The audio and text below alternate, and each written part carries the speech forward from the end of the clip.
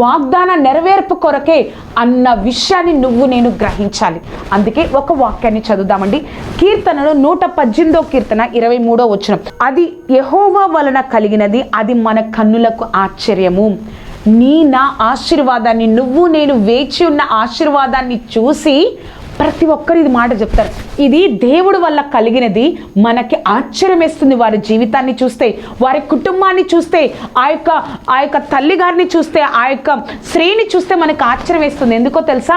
దేవుడే వారిని ఆశీర్వదించారు అన్న ఆ యొక్క మాటను ప్రతి ఒక్కరు పలికేటట్లు దేవుడు ఈ సంవత్సరంలో నీ జీవితంలో కార్యం చేయబోతున్నారు. దేవుడు తప్పక ఇంకా ఎప్పుడు ప్రభా అని అనుకుంటున్న నీతో నాతో దేవుడు ఏం చెప్తున్నారో తెలుసా? మనల్ని చూసి అందరు ఏమనుకుంటారంటే, ఇది యెహోవా వలన కలిగిన కార్యము మన కన్నులకు ఆశ్చర్యము కదా. దేవుడు తప్పక మిమ్మల్ని ఆశీర్వదించును గాక.